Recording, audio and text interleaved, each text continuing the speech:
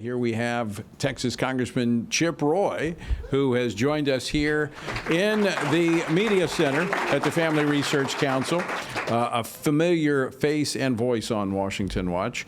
Congressman, thanks so much for running off the Hill and coming down here and joining us. Happy to do it. Great to be here, Tony. So we're coming up on the really the end of the year. Still a lot hanging out there for Congress to deal with. We've been talking about the health care extension. So what can we anticipate over the next week?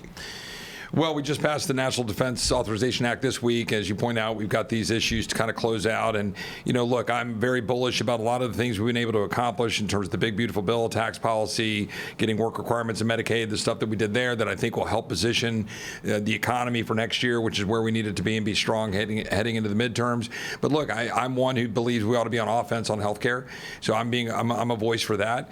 And this whole notion of getting wrapped around the axle on subsidies is a mistake. Yeah. Because that's just perpetuating the very broken system that has given us the inability to afford health care. So from my standpoint, I'm advocating for what I call health care freedom, massive expansion of health savings accounts, direct primary care, access to Medishare, health sharing ministries, all the things that we know are actually working. And you just got to have some catastrophic option and then, you know, free up the American people so you have patients and doctors who are empowered instead of insurance bureaucrats and government bureaucrats. And I think we can do it, but it's hard to build 218. And, you know, Mike has been doing... Who's opposed to that, other than the Democrats? So let me say the good news. The good news is I've seen greater unanimity on that concept that I just laid out than I've really seen in years. Like, everybody's speaking the same language and off the same sheet of music. However, there's a pocket of our mods who really want something, moderates, on something on the subsidies. I think they're getting wrapped around that axle wrongly. We're trying to kind of pull that off, but they really want to vote on that because they believe they've got to answer that question.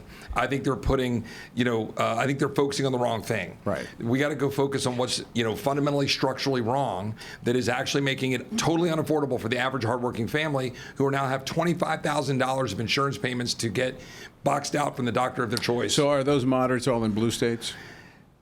Yes, they are. Yeah, there might be, yes. I mean, because the history here, we've talked about this, I don't want to beat a dead horse, or a sick horse, thinking about health care, but the reality is no Republican has ever voted for Obamacare, Correct. Nor the subsidies. Correct. Why start now? Well, we shouldn't, and I want to give a lot of credit to Speaker Johnson, who I think has done a very good job navigating a tough climate. And look, I've had my differences of opinion here and there with everybody, and we always have that. But Mike navigated through the shutdown. He's navigating through some of these issues to try to focus on the right things. He rightly agrees that going down the road of subsidies is a mistake for Republicans. The president agrees. The president has opened the door when he goes out and says, "Why are we subsidizing insurance companies when we should be helping the American people?" That is the right instinct. Right, the president is pointing in the right direction. So if congressional Republicans will step up, the president will get out and message it, and we can sell it.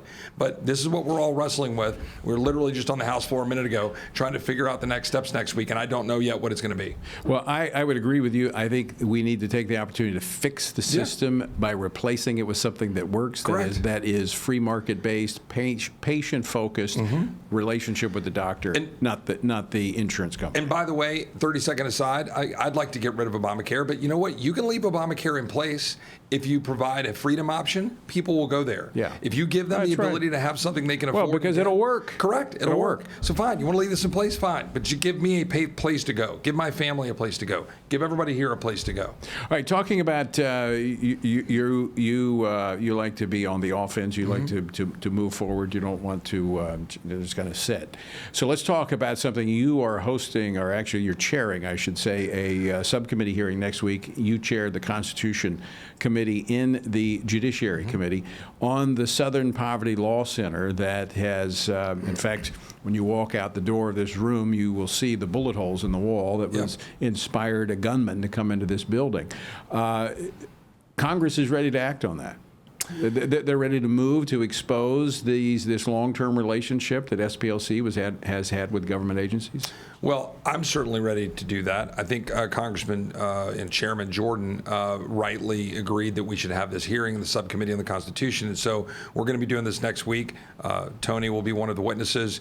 Tyler Boyer from TPUSA is going to be one of the witnesses, as well as an individual who's pretty knowledgeable here in town, a journalist named Tyler O'Neill, about all of the dot connecting of all the money. Now, there's a lot to unpack here, which we probably don't have enough time to do in full. But the short version is anybody who loves and is familiar with FRC knows what Southern Poverty Law Center meant with respect to the attack here over a decade ago here in this building. And now we've seen the connection to what happened with Charlie and the extent to which your crosshairs are put on you. Heck, my name is now getting put in the crosshairs because I'm daring to call out the Islamification of America. So what we're going to do in this hearing is expose that, demonstrate what's actually happening. But I want to take that a step further so people understand the vast array of networks that are funding all of it. The Soros operation, Arabella, all of the groups and all of the operatives that are involved, the Islamification funding, the open borders groups, the NGOs, the United Nations, your taxpayer dollars, all of it coming together in this vast network to have a red-green alliance where you've got the Marxists and the Islamists who want to take our country over. And it's all related. And SPLC is right at the center of it. Antifa is at the center of it. All of these groups need to be exposed, and we're going to be doing that next week. And we're just getting started. And I've had some great conversations with Secretary Bessent, with people in the administration. I think there's a hunger to go break this network down because it's attacking our way of life. Well, it's fomenting violence, and it's leading to death, and it's chilling our First Amendment freedoms. Chip Roy, always great to see you. Thanks so much for joining us. Good Look forward to seeing you next week. Absolutely. God bless you all.